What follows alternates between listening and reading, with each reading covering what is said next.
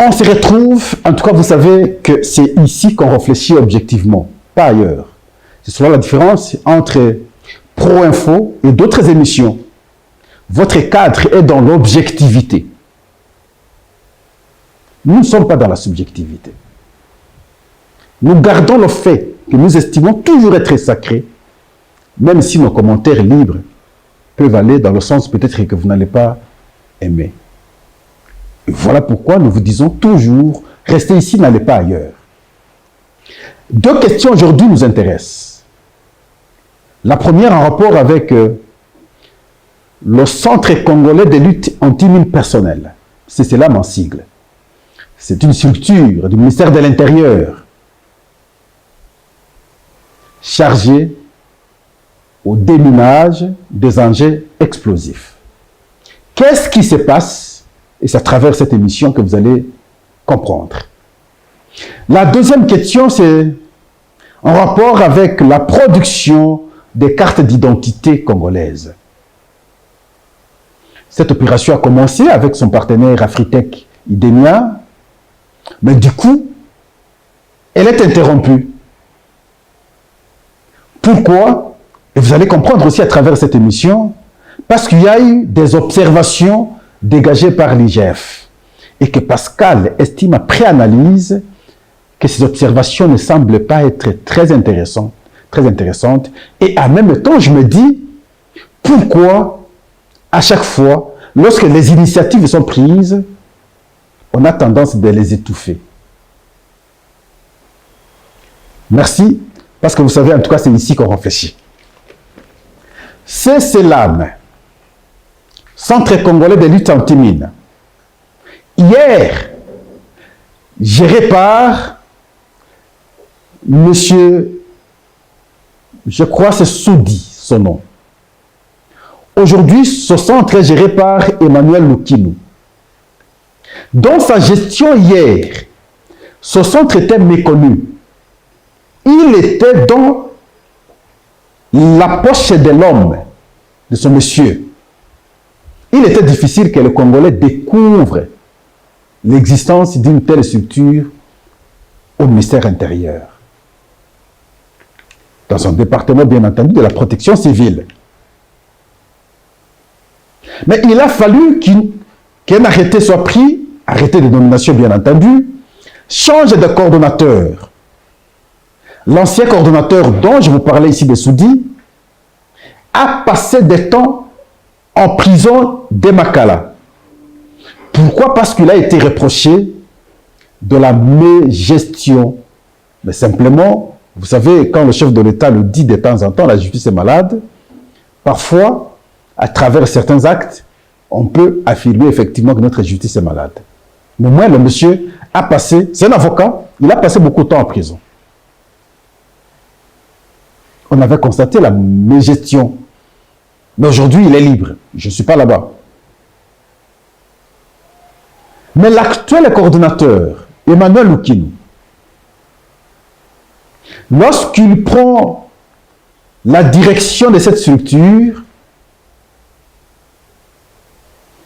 la première des choses posées, c'est changer l'image de la structure. La valorisation du personnel, les contacts permanents et transparents avec les partenaires nationaux comme internationaux, parce que je dois vous dire ici qu'il y a beaucoup des ONG qui travaillent avec ces CELAM au niveau national. Et c'est un travail qui est fait de cette façon. Et la couverture des nominations d'ailleurs des agents à travers les zones sensibles au pays. C'est extraordinaire. Et la vie a commencé, les gens ont commencé effectivement à travailler. Et la gestion maintenant du centre a cessé d'être dans la poche de l'individu et c'est devenu une administration normale. On ne comprend pas à ce jour. Il y a des manœuvres pour bloquer cet élan. Simplement parce que, ayant compris qu'on fait des choses autrement que ce que moi j'avais fait hier, certains actes surnois sont posés pour déstabiliser le fonctionnement de ce centre. Et nous allons le dire à haute voix, non. Je le dirai à haute voix, non, et je le dis. Parce que souvent, on décourage des gens qui parviennent à se distinguer dans la gestion. On ne peut pas évoluer de cette façon au pays. Nous dénonçons les mauvais éléments. Mais lorsque nous sommes en face des bons éléments, il ne faudrait pas que les mauvais éléments, plutôt, trouvent un moyen pour, en tout cas, ternir l'image des bons éléments. Vous avez été arrêté parce que visiblement vous aviez mal fait. Et vous ne pouvez pas vouloir vous justifier autrement en trouvant de fausses raisons sur des gens. Non, ce n'est pas bon. Ici, il y a un monsieur qu'on accuse. Je vais citer son nom. Junior Assoumani. Qui serait en train de propager de faux bruits, de fausses informations. Comme quoi, l'argent de fonctionnement de ces CELAM serait mal géré. Ah, mais c'est le contraire. Parce que c'était hier que c'était mal géré, parce qu'aucun agent n'était payé. Sinon, on était bien payé. Aujourd'hui, tous les agents sont bien payés. La gestion est transparente. Les agents se réjouissent. Mais pendant qu'un bon élan est affiché, on ne peut pas maintenant revenir pour chercher à bloquer ce qui est bien. Même l'IGF en question. Il y a certaines informations que les gens peuvent donner de part en part et puis ils font des déclarations infondées, insensées, rancunières, tout ça. Et puis, on peut croire que c'est vrai. Je ne crois pas. Et donc, moi ici, j'affirme, je confirme, parce que de temps en temps, je passe par là. Il y a un grand changement. L'installation de ce centre aujourd'hui est visible dans toutes les zones sensibles où on peut retrouver des bombes isolées, jetées à son temps ou larguées à son temps, non explosées jusqu'ici. Et ils ont la mission, ils ont le travail, en tout cas, de déminer là où il y a des mines, de désarticuler ces bombes non explosées et avec objectif, bien entendu, de protéger la population. Ils font le service de la protection civile, de la protection de la population. C'est comme je vous disais la fois passée, du côté du ministère de l'Intérieur, vous avez le CELAM, et du côté du ministère de la Défense, vous avez l'autre structure appelée à fabriquer et à protéger maintenant ces engins explosifs. Et donc ici, nous mettons en garde, de mon point de vue, ce monsieur qui voudrait maintenant, au nom de leurs appétits d'hier, croire que les autres font comme eux l'ont fait hier, où la structure était dans leurs poches, et de telles tentatives pour déstabiliser des structures de l'État, ça ne peut pas passer. C'est l'île de paix au pouvoir, je crois que les choses devraient être vues autrement.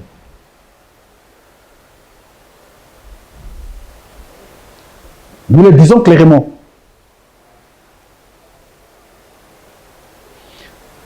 Et après vérification, on a trouvé les liens entre le monsieur ici, Junior Assoumani, avec les gens que nous sommes en train de citer, avec les Ibrahim qui étaient hier dans une autre structure du ministère de l'Intérieur, qu'on appelle MGS aussi, qui aujourd'hui a connu des problèmes.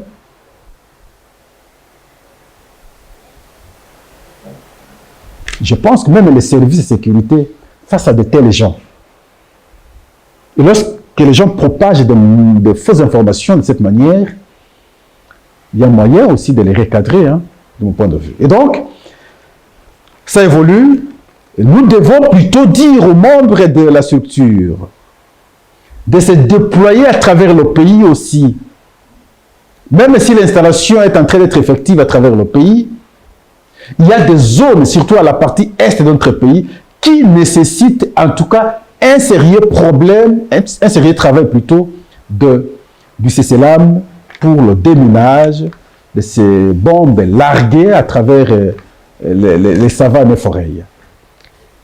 Et voilà pourquoi il faut un appui également conséquent du gouvernement. Parce que c'est une autre bataille, c'est un autre défi, la protection civile finalement. En tout cas, merci. Nous allons continuer. La deuxième question, c'est en rapport avec la question des cartes d'identité. L'octroi des cartes d'identité. Il y a un partenaire qui se nomme Afritech Idemia, qui a commencé cette opération. Moi-même, j'ai ma carte ici. Mais cette opération est interrompue. Avant d'entrer en profondeur, je vais commencer par dégager les observations. Jusqu'ici, moi, Pascal, je ne comprends pas pourquoi l'IGF, du reste, j'encourage à pouvoir faire son travail. Pourquoi à chaque fois, lorsqu'il y a un cas, aussitôt, c'est exposé à la presse? L'intention, c'est laquelle? Pascal, je ne sais pas comprendre jusque-là. Aussitôt, observer, je ne sais pas, une déviance, un quelconque acte qu'on peut peut-être supposer mal fait, le matin, c'est à la presse. Je pense que ce n'est pas une bonne chose. Pourquoi je dis que ce n'est pas une bonne chose? Parce qu'on voit mal l'image même du pays. Quand les gens nous entendent de cette manière, parce que le problème peut sembler être vrai par exemple, mais on peut résoudre ça à l'interne.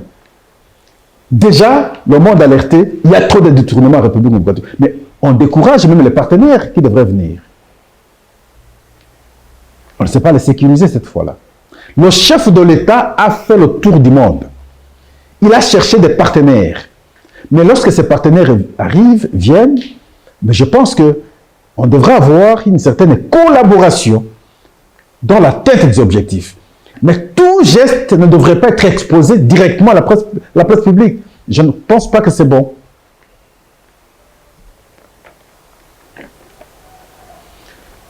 On expose à la place publique après avoir eu tous les contours. Vous vous rendez compte effectivement que ça devient irréfutable. Ça, c'est avéré. Et à ce moment, vous pouvez exposer. Mais avant que vos études, vos recherches ne prennent fin, n'aient des résultats finaux, mais déjà, vous mettez ça à la place publique. Vous poursuivez alors cette fois-là quel objectif? Je ne pense pas que c'est une bonne chose, une bonne pratique. Et voilà, cette opération a commencé, arrêtée, parce que simplement, d'un côté, il y a cette observation de l'IGF dégagée aujourd'hui où vous avez vu tout le monde publier. Mais Pascal, moi, je ne suis pas d'accord. Mais nous voulons lire. Moi, je vais aller avec vous, observation par observation, parce que moi, j'ai dégagé 4 observations.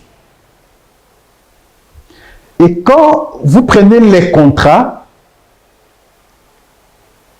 et le contenu, vous allez vous rendre compte que les observations dégagées sont loin d'être pertinentes. La première, par exemple, avant que je ne lise, on dit, mais comment Afritech Idemia n'existe pas? Et Idemia ne reconnaît pas avoir eu un contrat direct avec la République démocratique du Congo. Oubliant que Idemia et Afritech sont en partenariat depuis bientôt d'ailleurs 10 ans en Afrique de l'Ouest. Même si là, l'appellation c'est Idemia Afritech. Mais ici, on a inversé, c'est devenu Afritech Idemia. Mais il y a des raisons parce que la pénétration chez nous pour la sécurisation des affaires n'est pas facile. Et si la stratégie a consisté de faire venir d'abord Afritech, et Afritech prend contact, et finalement, avec son partenaire technique qui est Idemia, ils se disent, nous inversons le travail, mais le problème ne se pose pas là-bas. Ce qui est plus important pour les Congolais, c'est l'obtention des cartes d'identité. Telle a été la promesse du chef de l'État. Ne pas atteindre cette promesse, ne pas résoudre plutôt cette promesse, c'est échouer. Est-ce que la qualité des cartes telles que proposées jusqu'ici est bonne? Je dis oui, la qualité de cartes est bonne. Ce sont des cartes imprimées sur base de laser. Difficile de les imiter. Est-ce qu'ils avaient la capacité de faire la couverture nationale? Je dis oui, parce que les dates ont été données. Kinshasa, après Kinshasa à l'intérieur.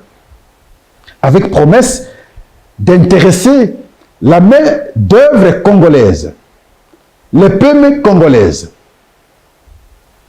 Est-ce que ce n'est pas une bonne chose? Je dis c'est une bonne chose. Mais le problème se poserait à quel niveau? Nous allons maintenant, en tout cas, essayer de lire observation par observation de l'IGF. La première observation de l'IGF. Le groupe Afritech Idemia ne dispose pas des ressources pour financer sa participation.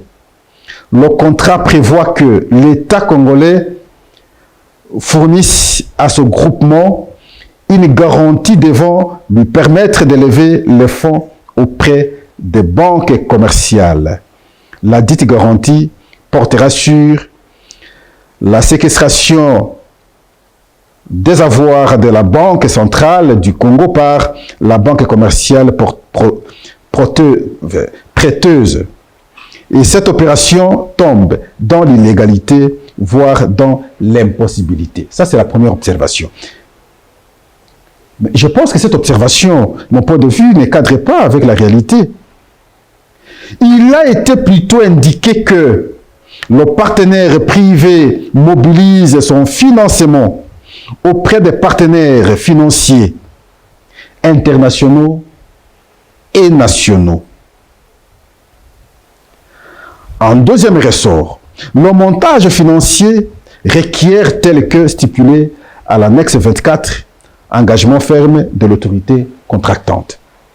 Le gouvernement de la République démocratique du Congo, à travers l'autorité contractante, prend l'engagement de payer régulièrement le remboursement consenti au titre du présent contrat. Cet engagement consiste à solliciter durant 5 ans et à chaque exercice budgétaire, le crédit devant servir au paiement plutôt du loyer annuel conformément aux modalités retenues dans le présent contrat.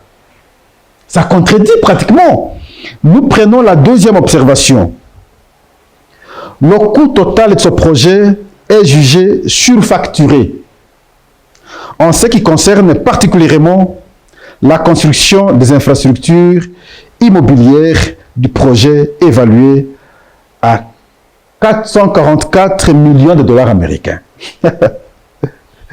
Il est encore, ici encore, en tout cas de mon point de vue, ça ne correspond pas à la vérité. Le coût des 444 millions n'est pas pour la construction des infrastructures immobilières. Ce coût est pour les infrastructures numériques, les logiciels, les brevets, propriétés intellectuelles et surtout la production et la délivrance des cartes aux citoyens. Ça contredit. Vous prenez la troisième observation. La durée prévue du contrat pour 20 ans de partage de produits du projet en 2 milliards, ainsi de suite, au bénéfice de l'Afritech Idemia, 20% pour l'État congolais, 20% pour le remboursement de la dette, ne se justifie pas, étant donné la nullité de l'apport de l'Afritech Idemia qui reste conditionné par la garantie de l'État. C'est injuste aussi. Pourquoi? Parce que les recettes annexes sont partagées tel que stipulé, bien entendu, à l'article 22. Il ne faudrait pas que je lise tout en expliquant, simplement vous comprenez que c'est contradictoire, ce n'est pas vrai. Sinon je peux tenter un peu. Ces recettes sont partagées sur base des éléments suivants. Un tiers à l'autorité contractante, un tiers pour servir de remboursement à l'investissement initial, frais financiers et le coût d'exploitation des centres, un tiers au titulaire, à l'autorité contractante est protégé contre tout risque d'exploitation, notamment au niveau des variations de profit. Je m'arrête là. Au niveau des variations de profit. Nous prenons la 4e observation. La firme française Idemia, contactée par l'inspection générale des finances, ne reconnaît pas sa participation à ce projet de carte d'identité en République démocratique du Congo, comme je vous ai dit au début. Voici la réponse. Cette affirmation, de mon point de vue, semble être très dangereuse. L'accord entre Afritech et Idemia est clarifié dans un accord confidentiel entre les parties. Et donc ici, je vais vous dire clairement, quand vous allez en Afrique de l'Ouest, Idemia et Afritech travaillent bientôt 10 ans ensemble.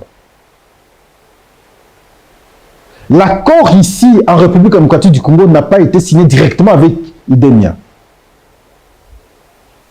C'est avec le partenaire d'Idemia, qui est Afritech, qui a bien voulu qu'Idemia soit là pour la technicité.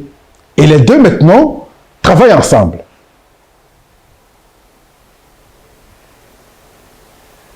C'est de cette façon qu'il faut voir les choses. Et donc, vous comprenez que les observations déjà dégagées par l'IGF ne sont pas foncièrement vraies. Est-ce que c'était alors nécessaire, avant qu'on ait une conclusion définitive sur la question, que tous ces éléments soient diffusés à la place publique? Moi, je pense que même le chef de l'État devrait regarder correctement cette affaire. J'ai l'impression que l'inspecteur de l'IGF fait trop la pub. Fait trop la pub. Parce qu'il faut discuter avec les partenaires en question. J'ai l'impression qu'il n'y a pas eu de discussion, il n'y a pas d'échange sur la question entre le partenaire et l'IGF. Son débat doit être engagé, que chaque partie donne ses points de vue techniques sur la question. Et c'est simplement après qu'on peut tirer des conclusions. Mais on ne peut pas tirer des conclusions anticipatives. Et ça nous crée trop de débats sur ceci, sur facturation. Et en fait, quand et lorsqu'on vérifie, il n'y a pas sur facturation. Et ce n'est pas intéressant cette fois-là. On veut atteindre quoi comme objectif lorsque de temps en temps, il faut toujours monter au créneau? Et pourtant, il y a des questions qui peuvent être résolues de manière intelligente, dans le calme, dans le secret. Quelle image on affiche du pays cette fois-là? Je pense que on peut bien faire les choses autrement. Si on veut réellement aider le chef de l'État, on peut bien faire les choses autrement.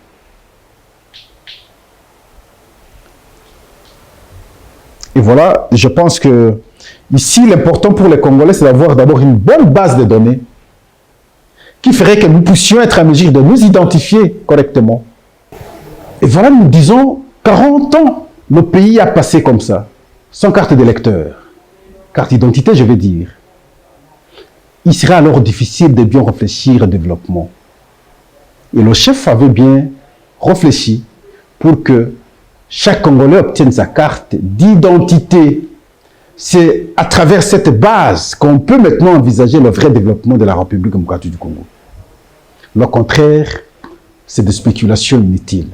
Alors, nous-mêmes, nous ne pouvons pas maintenant nous constituer un élément de blocage dans la matérialisation de ce projet, qui est en principe un autre engagement du chef de l'État. Mais à la fin de son mandat, cette question lui sera posée. Où en sommes-nous avec le recensement? Où en sommes-nous avec l'identité des Congolais? Je crois qu'il est temps de bien réfléchir très calmement. L'opération, étant donné qu'elle avait déjà commencé, question de l'encadrer pour qu'on avance de manière à permettre que la couverture soit totale, que chaque Congolais obtienne maintenant sa carte d'identité. Mais nous engager dans de tels débats, je crois que ce n'est pas très intelligent pour des gens qui veulent en tout cas avancer. De cette façon, on va vouloir nous reculer. Imaginez qu'on refasse tout aujourd'hui. On aura résolu quoi? Ce n'est pas très intéressant. En tout cas, merci. À la prochaine. Au revoir.